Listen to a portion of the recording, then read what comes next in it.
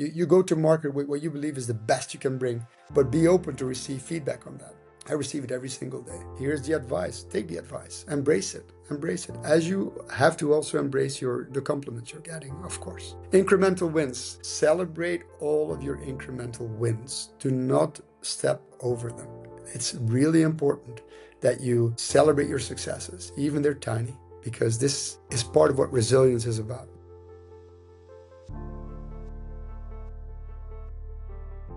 Welcome to the Ravasha Family Podcast. We are here with a very, very special guest. I have Maxim Haartsen. He's a founder at Ejaby, UAE Future 100 winner, investor. He has a passion to talk about e-commerce and impact. Maxim has been engaging business leader with vast corporate experience who has taken on the challenge of becoming an entrepreneur and co-founded the startup of Ejaby, using all of the lessons and all that he went through there. And building Ejaby has built innovative technology to piece together inefficiencies in the food supply chain, creating an alternative online sales channel for F&B suppliers and distributors to sell overstock products and discounted prices to customers. So it's a triple win. It's cost-saving app for suppliers, increased affordability for their users, and avoiding food waste. A big win for the environment. So if you were here watching this episode, you're an angel investor, you own a family office, and you're looking at powerful businesses that are impacting and changing lives. Well, Maxim took that risk to come out as CEO and founder, and it's an honor to have you on the show. Thank you. What an introduction, Sugita. It's amazing. No worries. Yeah, good to be on the show with you, man. Thank you. Thank you. Honor. No worries at all. So, I mean, yes, you had quite vast corporate experience. Can you talk a little bit about your career, where you started and how you got to where you are, with the vision and being the founder of Ejaby? Marketing is all about storytelling. Dad, when we first started this business, what did you say to me? I said, yes, we do a podcast. Why? Because I want to tell our story. Why? Because I know the story builds a legacy. Builds a legacy. And that is exactly what we do here at ETS Ravasha Media. We market your story on social media so you could build a legacy for those who come after you, to build your business and your personal brand. Yeah, follow us on our platform. Go on our website, etsravashamedia.com. This is about legacy, and it is about showing up on social media every single day, because if you don't show up, your competition will. Yeah, so thank you. It's a great question. I'm of the generation where my parents, and bless my parents, by the way, told me, you go to university, you go to work for the boss, and you're going to do your best. And then if you do that long enough, you'll get your pension and you're all set. And actually, I followed that path for about 18, almost 20 years. I spent my life in big pharma, biotech. And I guess looking back at my journey, I was an entrepreneur within the big corporations. What does that mean? It means that I always took risk. I'm still today, I'm from the Netherlands originally. Hands down, today I'm still the first one who just left from the Netherlands straight to Japan without knowing anything about the culture, because I was asked to. And I said, of course I'm going, no problem. And that in itself kicked off an amazing journey over the globe, actually. It took me over the globe. And then I went back to London, worked in headquarters for a couple of years, then in Spain, in Madrid. And then one of my last jobs was here in the Middle East, and where I oversaw the whole GCC region for specialty products, so innovation products, which was amazing. And, I read a few books around cultural sensitivity, and there are some quadrants you can draw on where you would have typical, people sitting, like typical cultures. And I've done literally the whole quadrant, literally every different type. So I give you an example. When you work with the Japanese, they're very introverted and they're very risk averse. They will never really show straight to your face what they would like. And this goes for employees. This also goes for customers. It's very, very clear. Whereas where you are here in the Middle East, where I'm based out of Dubai, it's a totally different story, where you meet people where the emotions get really heated very, very quickly. And then, me coming from the Netherlands, we're Very straightforward. We just tell it how it is, and that's about it. So it has been an amazing journey. And I must say that still there was something missing. And that was taking the full risk and having the real thrill of building something of your own. And I always say call it a midlife crisis jokingly, but I really jumped ship. And you have to understand, Sugita, that when you get into senior leadership positions, because my last role was a vice president position within a big corporation called Konica Minolta in Japan, you know that all your peers and most of your peers in senior leadership positions talk about, I wish I could, I really want to do something for myself, and everyone's talking about it, but no one's really doing it. And I walk the talk. Do I regret it? No, not at all. Never, ever. I'm learning every day, and this is my motto. This is my look on life. I will learn from this conversation for sure.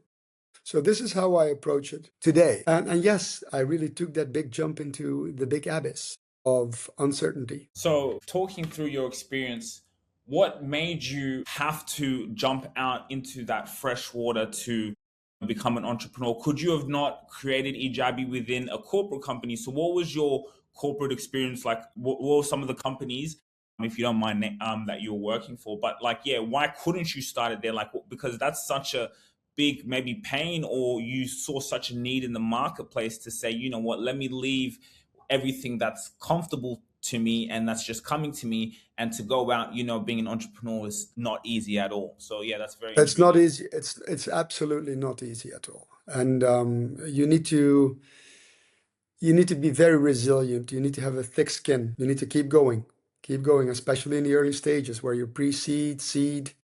You're trying to raise cash. You need to show your traction. Traction is there, but it's never really enough. It's always a chicken and the egg stories when we're talking about raising money for your company, talking to investors.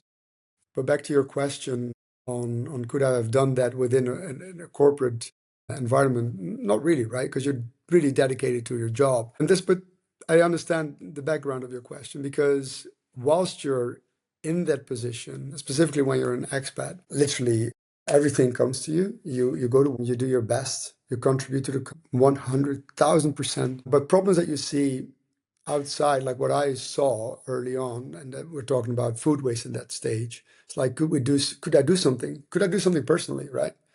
I don't have a lot of spare time, right? I could become a volunteer, or could I build something using technology in order to tackle a problem? But then that would not really go hand in hand with my corporate career, because that would not be a straight play. So I really took the opportunity to jump ship. Yeah. Well, just on that, what do you think some companies, these big Fortune 500 companies, corporate, what do you think they could do better for even people who work there, but also have that entrepreneurial spirit? And, because if you're still allowed to express that entrepreneurial spirit a little bit in a corporate role and you have to maneuver, it doesn't make sense to, go out and, create an entire new company and all the stress that comes along with that when you have that comfortability, but you're still able to do what you love. Yeah, that's another great point. I've been very fortunate to work for one of the largest pharmaceutical companies, and specifically for the employees, they look at their talents, right? Please remember, Sugita, there's at least 85 to 90% of the people working in corporate are very comfortable with their 9 to 5 job, huh? Or eight to six job, or whatever that would mean. Stability is what it is. I got my paycheck at the end of the month. Got my holidays. I got everything set up. It's fine, right? It's fine. And bless them. That's amazing, right? But there is this top of the iceberg, or whatever you want to call it, of innovative people. And these are, in my view, the people that within the big corporates take the leadership positions and climb the ladder, right? Typically, they are the innovators, they are the risk takers within the company, and they move countries. Do not underestimate. People told me one day, like, oh, you're so lucky that you're living in all these countries. Sorry, I'm lucky, right? Oh, maybe a tiny bit of luck, but 99.9% is me taking those rough decisions. I mean, I was living in the middle of Amsterdam to leave my friends and my family behind overnight. And that is 18 years ago, is something. That is something. You're giving up. So you're always giving up something. And that relates back to anything you do in life, basically. If you really want to move on, if you really want to take a next step and make a difference, even for your personal self, there is always friction. There's always friction, and friction comes with risk. It is what it is, and it gives you an uncomfortable feeling. But man, when you overcome it and you reach the other side, that's a glorious feeling. That's glorious, right? And it's addictive in a way because you would want to always kind of pursue that until you bump your head. You learn, right? You learn, and that's something that's amazing. So I was fortunate enough to work for one of those big companies. They set up something called the Hive, like a beehive, where the employees could kind of take a little bit of a feel of what startup life would be like. And what they would be is they would draw in entrepreneurs from outside the company with biotech intent, and then match them up with internal teams. I thought it was an amazing idea, by the way. I'm not sure if that still exists, but I loved it a lot. I joined that for some time and learned a lot, and that made me even more curious about the outer world, right? So yeah, definitely there are some crossroads there. Interesting. Yeah, and you can really see your passion and where you are. So let me ask you, what are your thoughts on the people who, before we go into Ejaby, but the thoughts on the people who, let's say you're working a job and then you want to become an entrepreneur, you have passion to start a business. How would you talk about that transition? When should one transition? Should you just go out and leave your job straight away, or should you keep that cash flow until a certain? When do you think one should fully, go out and become an entrepreneur? Because it's so, even you could be doing well, and it could be up and down. So yeah, what's your advice on there? What do you think about that? Well, yeah. First of all, you need to be really, you cannot do it halfway, right? You cannot do like I'm still in my corporate job and then I'll probably do some entrepreneurial work. That's why the investors always ask, are you in 100% or not? Because if you're not in 100%, it shows that you're distracted, right? You might be fully committed, but you're not really, are you? You're still leaning back on the paycheck. So it is very important for you to, if you want to make that real leap, that big jump, make sure that you have studied the market opportunity. Make sure that you are really tackling a problem, right? No matter if it's B2B or B2C or B2B2C or whatever you want to look at, or just pure tech SaaS, you really need to understand that if there is no customer, if there is not a potential paying customer, then don't bother, don't go there, right? Try to figure out. So what I'm trying to tell you here is that if you're going to make that jump, make sure you go prepared. Just don't go and walk in the market like, I've got this idea and then I'll see where I'll get. You need to really have a few seeds planted. And ideally, I would say if you go with a co-founder, Mm. find someone who has the same level of passion, someone who also knows about the market, and typically is not exactly like you. So the yin and yang, right? You want to have someone, for instance, I'm very lucky. My co-founder is very operational and techy. I am more strategic and investor relations, etc. So I'm more of the business development person. So in that sense, that works really well. But imagine if you have a co-founder who is exactly similar like you. It's a marriage, right? Do not forget, it's like a marriage. So it's a real commitment. So back to your question, if you really feel it itching, take the jump. Don't wait out. I mean, the market is not waiting for you. Everything is going ultra fast, especially nowadays with AI kicking in. Things are moving in rapid, speed. So do not hesitate. Take the jump, but make sure that you have a landing that makes sense in the market. Powerful. I love it. Great advice. So talk to us about now when you went and founded or being a co-founder at Ejaby. Yeah, very interesting. How did that start? What did you see and when did, that journey start? And what is the exact business model? So how it all started, Ejaby at a very an ideation phase. Literally, that's not what we are today. Like a pure ideation phase went to restaurants, little coffee shops, saw product being literally not sold and wasted. Was it was in the end of the day or the end of the week it was perfect product, right? There's a lot of effort and a lot of cost going into preparing product, and we wanted to create a technology to bring that to the end consumer's attention. So it is a B2C model, business to consumer model. so directly to the end consumer. So we started that business just after COVID in Egypt, where we ended up having 350,000 registered customers on our platform. And what we did was we worked with restaurants and small coffee shops, and we helped them to make those products visible, products that would potentially expire in 2 days. Think about your muffins, pizza slices, could be everything. We worked with restaurants as well who had freshly made meals, who had the same problem at the end of the day. So we really helped them to sell it. That was great. We paused that business in Egypt. We still own all the data, which is amazing, of course. It's the beauty of tech. We paused it because of the economic circumstances and geopolitical circumstances, obviously, in the region. We then initiated our business here in the UAE, in Dubai, where we reside. We have our holding company under ADGM in Abu Dhabi, and our subsidiary company in the Meydan Free Zone here in Dubai. We learned so much from our Egypt experience that we immediately jumped a few hurdles when we started here. So you have to imagine it's a marketplace model. You have sellers, you got buyers, right? In Egypt, we've learned that when we were working with the sellers, smaller coffee shops, what we've learned was that the volume of product wasn't that much always, or it fluctuated heavily. Today I've got 5 or 10 or 100 donuts, and tomorrow or until next week I don't. My consumers are very picky. Oh, I want that same donut at that same price point. Where is it? Where is it? And nowadays, for consumers, that could be a reason to literally immediately delete your app, right?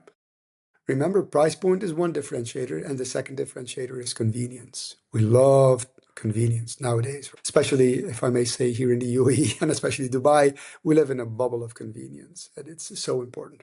So what we've learned was that volumes weren't that large. The price point for the basket size wasn't that big either. So we started talking to hypermarkets. Right, so let me explain you the food value chain or the supply chain. You start with your manufacturer distributor, then you have your retailers.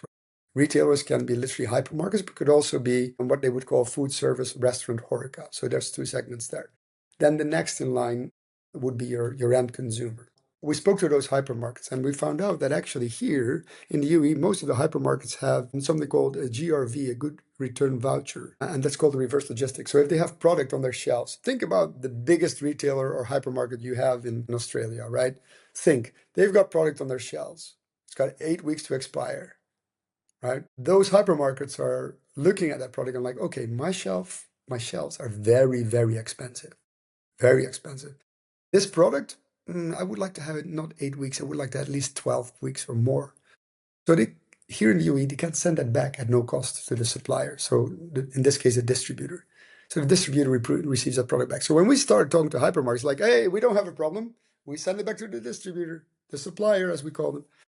So we started talking to suppliers very, very quickly. And I remember knocking the door of those warehouses, just driving around to those warehouses. I need to explain you something that here in the UAE, 85% of the food that we consume, FMCG, is being imported. In the market. So a very heavily import-reliant market, obviously. So we found out that the distributors are the key players, but they're under a lot of pressure. So you have to understand when they are importing their goods. Let's talk about food, right? Let's talk about even chilled beef from Australia, for instance. The moment the beef has been produced in Australia, it will be shipped mostly by sea to the UAE. That will take at least a couple of weeks before it will land here. But the clock is already ticking, right? The clock is already ticking. So let's say that the shelf life is around, maybe in the best conditions, let's call it 3 months, 6 months. Okay. And so explain, what is shelf life? Shelf life means that from the moment of production, right, until it would expire. Every product that you consume will have an expiration stamp on it, right? And obviously, that's quite arbitrary, and there are big discussions about, what it would look like. And on top of that, there are rules here in the UAE where, if we go back to the supply chain, and the distributor would sell from his warehouse to the end to the hypermarket, there is the rule that it should not cross 50% of shelf life. right? So let's think about products that have 2 years of shelf life being imported. The moment it hits 1 year, the retailers can say, hey, listen, I don't want that product. It's crossed 50%. I want your newer product. So when we started studying this, we found out that it's not a tiny problem. It's a very big problem for distributors. It's called overstock, right? It's product that is, or some people call it dormant stock. It's perfect. It's perfect to be consumed, but it's set in the warehouses for the reasons I just explained to you, right? And I explained it in a very simplistic manner. There are more powers playing into this, but they end up with this. For the distributor, it is costly because you have to maintain it in a warehouse, specifically when it's chilled. It's costly. It's not really moving. It's taking space, right? That takes away opportunity for more business to come in. Right? So what do they do with it, right? What are the solutions today for those distributors? Well, typically I always call them the 2 Ds. 1 D of dumping it financially. So when the time gets closer to that point of expiration, even let's call it like 2 to 3 weeks out, retailers won't take it. Horeca won't really take it. So then what is your solution? There are solutions that they will then sell the amount. Let's say it's a ton. It's 1,000 kilograms of beautiful Wagyu beef, frozen, but it's got only like 1 month out. It will be sold to organizations who will literally buy it for probably per kg would go down to maybe $1 or $2. I'm not joking. So it is in financial terms 100%. It's a total write-off. So the CFO in the companies in this is not happy because they know it's a write-off. But at least they're not going to go to the other D. The other D is dumping it literally in landfills. And here in the UAE, when you do that, there is the municipality who will also fine you on. So there's a slap on the wrist. So on top of your, and by the way, I understand that in a way, I do get that. On top of the sunk cost in your P&L, you're also having an extra cost of a fine in order to dispose it. Distributors want to avoid that at all costs, right? And then there's another ecosystem we call middlemen, and you can't really grasp it. It's everywhere. They come in, hi, my name is Mohammed. Every Wednesday knocks on the door.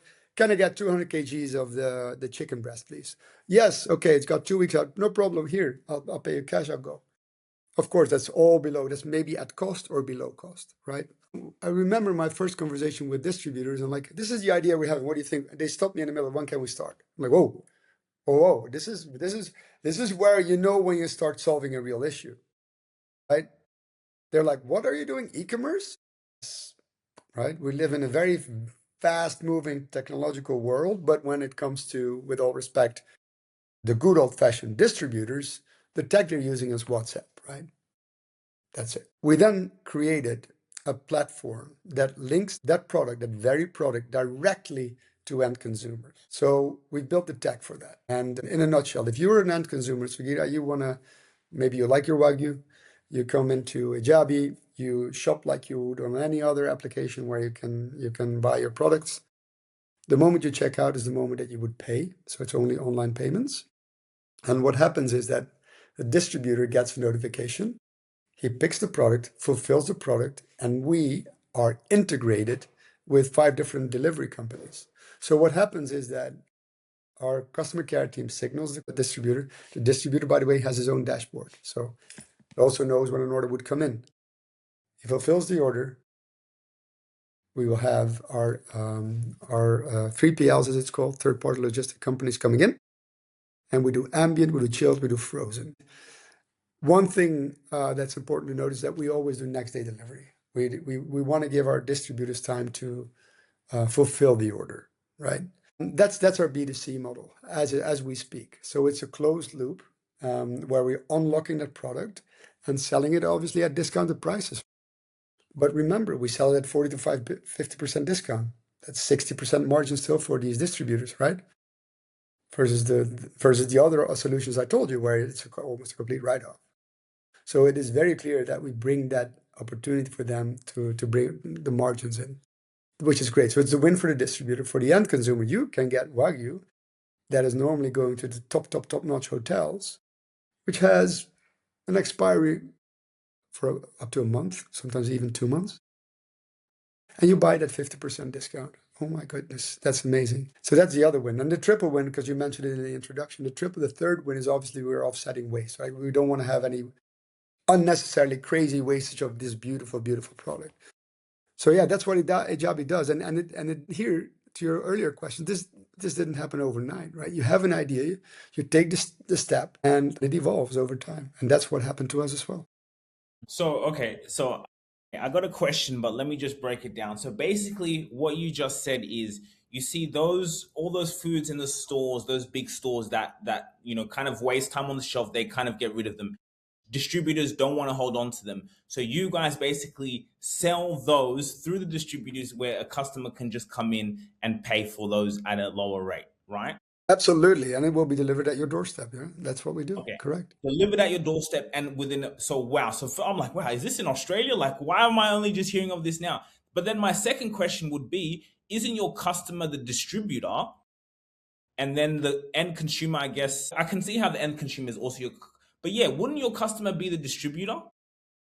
Obviously, it's a marketplace, right? So we're servicing supply and demand, correct? So on the supply side, our partners, we would call them partners, are the suppliers, the distributors. And the end consumers are obviously our real customers, right? They are the paying customers.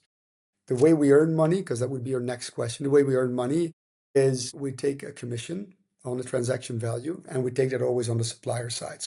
For our customers, it's a real win. It's a real win. So for you guys, basically to earn good profit, it would need mass. So, is there a Ejaby in Australia? Is it a walk-in store? Is it just on the phone? Is it like Uber? Because that's basically like if I'm on my phone, instead of going and doing grocery shopping, I could do grocery shopping full of stuff that is all kind of, spend 50, 60, $70. Cool, gets delivered to my door. I hate going shopping because even me, I kind of if I have to go, I have to go, but I don't like it anyway. So if I could do that through my phone, or do I walk into a store, and then how do you guys, earn profit, especially if an investor comes in? Is it more about expansion? How does this work now? Definitely. So you're right on the B2C side of things. I didn't touch on B2B, but let's focus on B2C. Okay. Definitely. You need a bigger crowd in order to get your unit economics right. So at our current stage, unit economics obviously are very important when you're talking about an online beat. It's like e-commerce, right? You need to talk about your cost for acquiring a customer, called CAC, and what is the lifetime of the customer? How long did they stay with you? These are very, very important metrics. We've been able to really push that down just by very smart spending. In the end, in order to get the customer's attention, you have to invest in marketing. So that is what we've done. We've been able to spend very diligently. We are now currently at the stage that we are more than a proven model. We are having paying and recurring customers, but we're ready to scale. In our next raise, it is really a push on scaling and the B2C side of things. So that's predominantly marketing, because the tech is legit. I call it Rolls Royce, and everyone can download it, by the way. Even if you're in Australia, you can download the app. And then you only on the geolocation, you say, I'm in Dubai, whatever. And then you will be able to scroll through it. You can see everything. It's a great experience. We work really, really hard on the UX and UI. It's my co-founder is responsible for that, but there was someone last week who told me, Max, your app looks so simple. It's great. And what I told him? You know what the most difficult thing is? To make things simple. And that took time. That took time and effort. And of course, budget. But we've been able to do it. There you go. There you go. You can get it, man.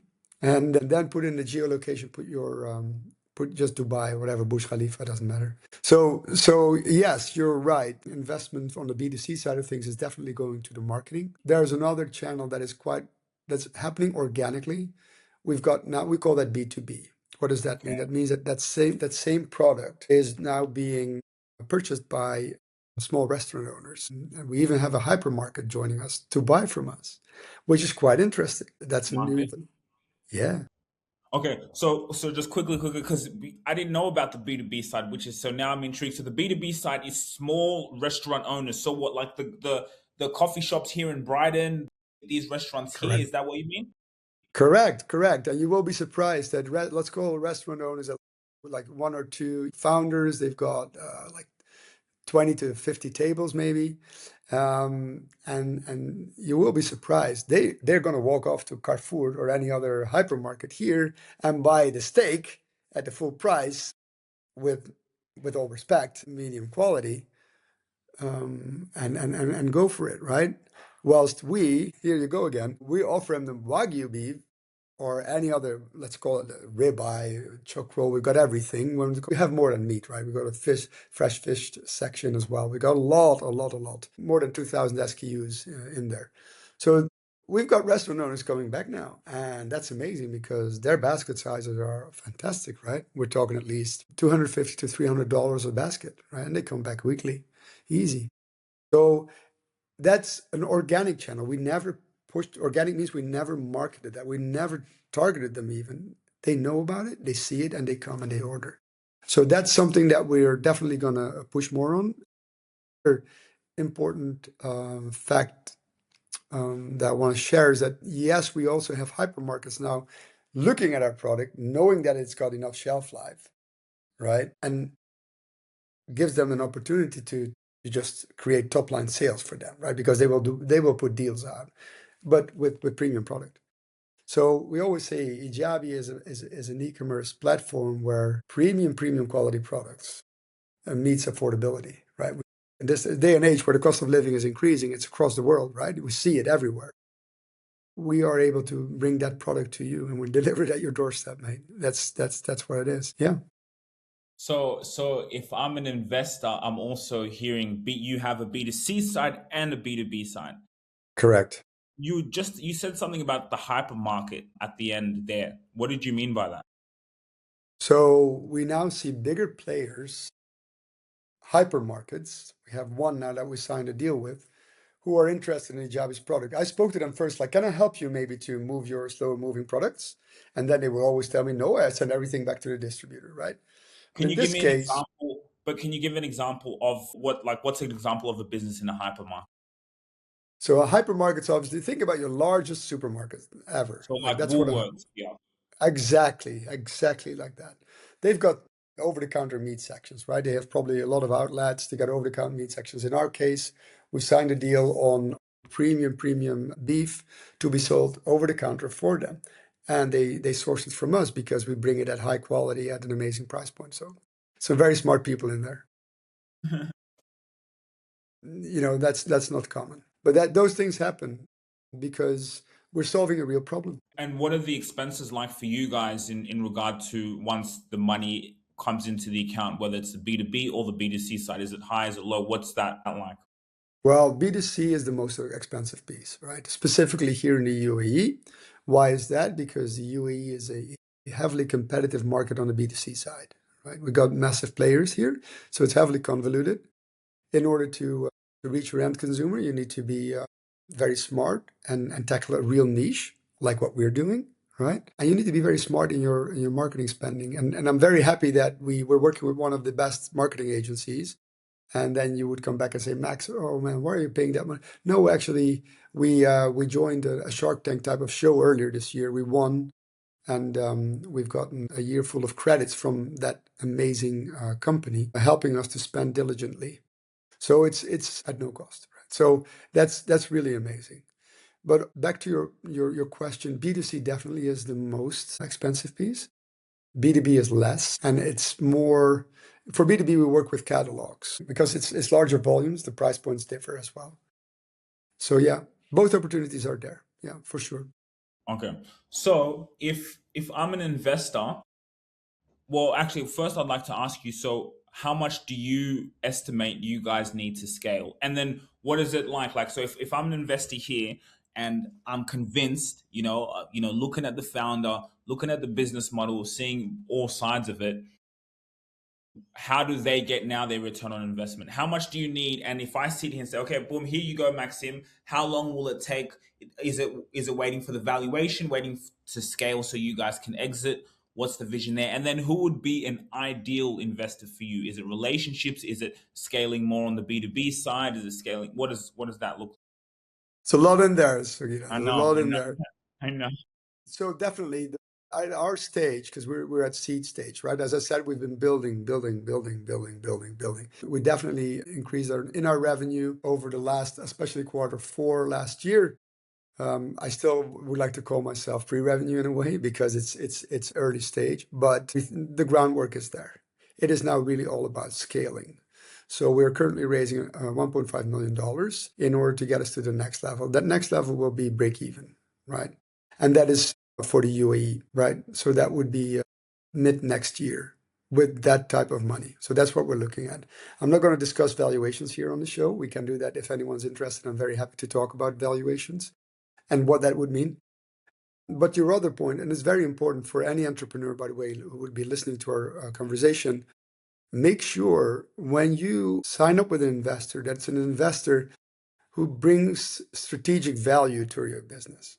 Someone, in our case, someone who is very well versed in the world of FMCG or maybe even FMB, food and beverage, to start with, to make the connections. Because what we want is hyper growth with the product that we've built. It's important to keep that in mind. So strategic value is important. Now, to your question, I haven't seen it in Australia. Interestingly enough, I've been approached a couple of times actually by incubators back in the day from Australia, and when we were still at a very young stage. But for us as a tech company, we're a very light asset. We can be up and running in a couple of days in Australia, for that matter. So not a problem, and we're open to do that. We're open to do that without losing focus, right? That is very important. Yeah. And so just a quick question, would that part of this investment, even that 1.5, is that also a global expansion everywhere I go, I can have Ejaby here on my phone. Boom. Even because also like you said, convenience. Let's say I use Ejaby when I'm here in Australia. I travel. I'll go to, Germany. Boom. Hey, I'll just use the Ejaby. I don't need to go to the grocery store. I go to Kenya. Boom. Ejaby on my phone. I get groceries. So like, is that all? Yeah, would that be part of the investment of you guys really scaling everywhere people should know Ejaby? For that, we probably would need a little bit more money, Sugita, to get that done. Okay.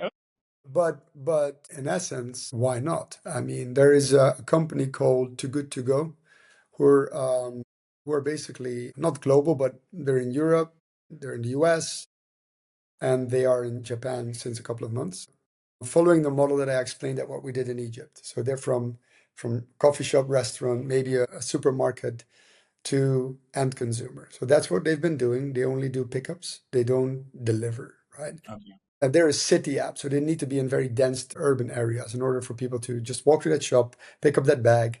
They call it a mystery bag. And they've been valued at $2 billion. So these guys have really made the cut. They're a unicorn. Yeah. They've been in the market since 2016. I met the founder a couple of times. Really, really interesting. But we've taken it a step earlier where the volumes are bigger, more sustainable, specifically on the B2B side as well. So yeah, definitely, there is definitely a way to get this across. And I mean, let alone me as a founder, I would be proud, but we would really solve a problem using technology. Because for the UAE alone, this dormant product is assessed to be over 700 million US dollars, 700 million US dollars to be solved. That is a problem. And if I look at the wider region, that goes into the billions, obviously, right?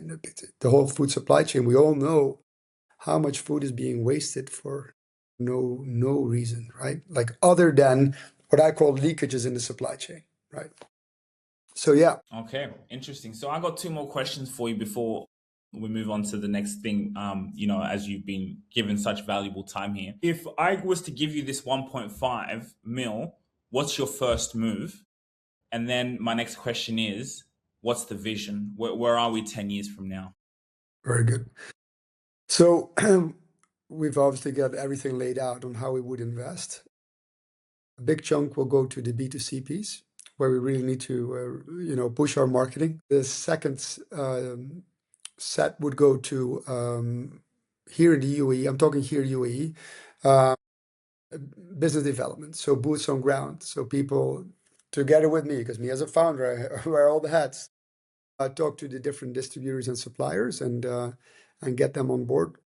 So the B2B piece is very important. And then something we didn't even touch is the integration of AI tools in our technology. And we're looking into these. We've got a few that will come in soon. And there will be mostly around price points, because you can imagine that when there is a price dynamism, if you will, from the moment it would expire until where you are today. So product that has 6 months out has a different price point than product that has only 2 weeks out.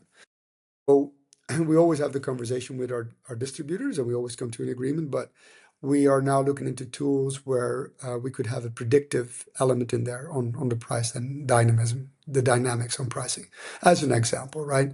The other one is very much on automation in-app, because we didn't talk about the fact that we have an application and a website. But in-app, to have products moving by itself, right? Like you want to bring products with shorter shelf life or bigger discounts to the customer's attention sooner. We do that, but we have teams working on that, right? You want to automate these things, as an example. So that's where we're looking at, Sugita. So that would be in a nutshell what our spend would look like. So you always look at, the marketing piece. You would look at your people, your talent, specifically, as I said, B2B business development, and you look at your tech. Yeah, and there's so many more things that we can go into, and I think even for the investors, you're looking at the founder. Where you're the person. Of course, you have your co-founder there. It's a team effort, but yes, to see your vision and how you run it is quite good. So, what's your vision then? 10 years from now, and also, by the way, on the B2C side, what I also see powerful in the marketing sense is UGC content, right? Because the business model you explained to me is I get it now. Like I can see it. Yes, I can order it on my, so it's just making the mother out there, who would see this and say, yes, I need something like this. I can save time. Time is the most valuable thing that we have. So it's just making people see that. And man, this will, take over. I can even see something like even everything's online. And then there'll be a time where you can actually go to a local grocery store and there's a Ejaby center, just do your shopping, and then it gets sent to your door. So if Fantastic. you want to So use your Sugita, phone, why don't you come and work with me, man? Let's work in Australia. Let's do this together. You got great ideas. This is all possible. And back to your vision question, right? So it's a bold vision. Mhm. What we're looking at is we're really looking at creating an alternative infrastructure for a secondary market on top of, if you will, the current supply chain. And funny enough, as I mentioned in the very beginning, it doesn't really exist. You cannot define it. It's the two Ds I spoke about. It is the middleman. It all finds their ways. There's some export, specifically here. You see a lot of export going into the region or Africa of product, but it's all not tangible. So our big and bold vision is to build that infrastructure with what we've started today in order to, again, solve the problem and make the whole supply chain more effective, because my goodness, guys, and what are we doing, honestly? So yeah. And you know what? It's all about impact, right? And there's people like, impact. Are you for profit or non for? You're probably non for profit. No, we're very much for profit, because both go hand in hand. There's no problem. There is absolutely no issue there. And wealth is created through the service that you're providing. I don't know why sometimes people have, when it comes to money, they look at it. No, the only way you get money is by serving people, the true way, right? That's why you see all these guys, Jeff Bezos, all these people. The reason why you create that wealth is only through service, right? These are problems but I can definitely see the concept. So before we get out of here, I have a game that I like to play. So I'll just give you a word, and then whatever comes to your mind, you say the word. Okay. So you give me So a word, yeah, yeah. and what comes to my mind? Yes. And then I can get you to explain it. So in one word, you say it. Okay. Supply chain. Inefficient. Explain. There's too much leakage in the supply chain, man. That's why we exist. But why is there leakage in this? Because supply chain, essentially, if you really think about it, I actually got this from one of our CEO clients, is it's you creating a promise to your customers, things getting delivered, or you're creating a promise to your customers, so that has to be delivered. Amazon's so good is because they deliver their promises to their customers. So 100%. what leak? Where's the problem here? We need to zoom out. We need to look at it from a macro perspective. We need to really look at it from not only an e-commerce piece like what Amazon is doing, which is massive, by the way. And of course, they have they've got their big warehouses and etc. They do the fulfillment, but we need to really look more holistically, I would say. And in that sense, it's the leakage happens sometimes by elements that are out of our control. Something happens. Something happens. No one would know that the weather would be that bad Yeah, in yeah, yeah, the yeah. Persian Gulf. Something can happen. And there you go. And then the whole chain gets a delay, right? And that's just one example. And then obviously the other ones are, as I mentioned, the power of commerce itself. So the pressure on price that sometimes leads to dormant stock, which is highly inefficient. Wow, powerful. Love it. See, Many hats. That's not one word. Hats. yeah, explain. As a CEO, specifically in an early stage startup, by the way, one thing, when you mention the term CEO in a big corporation, you're talking about the top guy who's talking to the Bill Gates and everyone like that type of thing, right? And so it's always funny when you say CEO, but it is what you do. No, You no, are no, the no. chief But yeah, I mean executive. CEO, like CEO of a company, just CEO. Exactly, that's what I'm talking about as well. So in a younger company like ours, in a startup, you really need to wear all hats, and you're being held accountable for everything you do. So in my case, as I mentioned, I'm always talking to investors. I'm always talking to distributors, and I'm constantly, uh, you know, quick on my feet, if you will, in order to see where is the opportunity, where can I get a better opportunity, how can I just not necessarily pivot, but tweak my business in order to make that opportunity more valuable. For instance, what we're currently piloting with our B2B channels. That's one. So and then obviously anything that happens, even customer care, we have got an amazing customer care team sitting out of Egypt helping us here. Sometimes there is a real whatever, something that pops up, and who is in the end the one to call is the CEO, right? So as an example, it doesn't happen too often, but it sometimes happens, right? We're doing business. So yeah, many hats, but I love that. Yeah. I love it. And I can so see it. By the way, the customer care team, what hours are they working? Good question. That is 24/7. They 20. are working on shifts. They are working on shifts. Obviously, there's nighttime that people are not really. It is amazing. It's a machine. Well done on my co-founder, by the way, because she's the one coordinating all of that.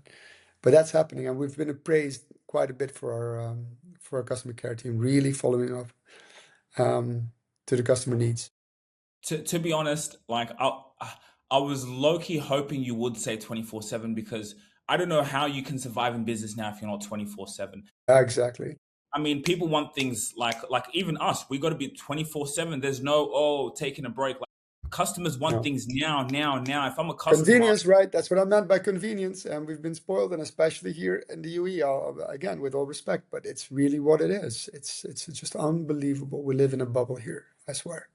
And therefore, and then for my team doing such a great job, I'm really proud of them there. So yeah, awesome. Investor. learning. So many words passing my mind. There's an opportunity. There's things to learn from investors as well. So let me put it this way, because it's also the way I look at life. I want to learn from them. I don't see investors particularly as the ones bringing the check in and there off I go. No, it's maybe another word, relationship.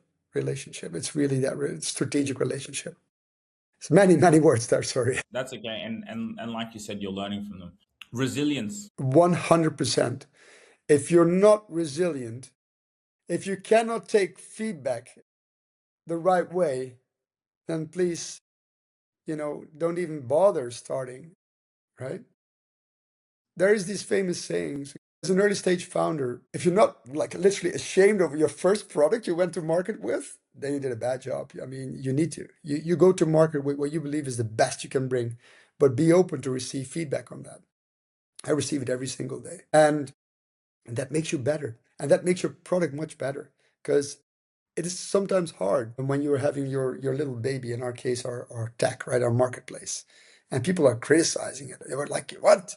No, we've done all of that. No, you listen, right? Here's the advice. Take the advice. Embrace it. Embrace it. As you have to also embrace the compliments you're getting, of course. Incremental wins. So, Gita, this is one of the advice I want to say to each and every entrepreneur out there, especially in the early stage. Celebrate all of your incremental wins. Do not step over them. It's really important that you celebrate your successes, even they're tiny, because this is part of what resilience is about. I love it. Love it so much. And then last word, Ejaby. Solution. It's an absolute solution. I will leave it there. I mean, otherwise I will start talking again for an hour. No, so it's a solution. Yeah, no, I would have even let you go. No, but to be honest, I see it. I see you. It's interesting because I didn't like I knew about it in terms of who you won, what you did, but I purposely didn't want to go too much into it so I can learn from this. And I really could see it at the start. I was like, okay, well, and then I was like, I get it. I get the solution. And like I said, the idea started sparking. So anyway, I've got the app as well. So thank you. And as I said, if as an investor here, I think it also gave them, I think, like what you said, someone who is, let's say, in that FMCG industry and has had experience, and they see the solution and they're used to it, and they can also use their also connections and networks to allow for growth and scale. So Absolutely. thank you so much for coming on the show and leaving such My wisdom. pleasure, man. My pleasure. Yeah, let's keep contact, Sugita. Maybe I'll see you in Australia soon. Yes, maybe I could be a global ambassador for Ejaby, and just There you go. go. You got many ideas, man. I love it. All right, All thanks, right, man. buddy. Thank you. All right, bye-bye. Hey, what's wrong? Bro, I'm stressed out. I'm running my business. I've got to serve my customers, but I need more customers coming in. I can't keep relying on word of mouth. Why don't you just use ETS Rabasha Media? Who? Well, with AI now, what they do is they go in, get your perfect clients, bring them in front of you. So all I've got to do is run my business and he brings me opportunities. Think about it. You speak to 3,000 of your ideal customers, convert 1% of that 3,000. That's 30 people. 30 people in a room with you. Can you convert that? Of course I'll close them. I'm good at what I do. I just don't have time to be going and looking for my perfect client. Focus on what you love doing and let them bring you customers. When you win, they win, commission, ching. Sujira Rabasha, huh? Yeah, Sujira Rabasha. Go and Google them, man. Come on, take it to the bank. If you really enjoyed this video, make sure to click here, and I'm sure you're gonna love that one.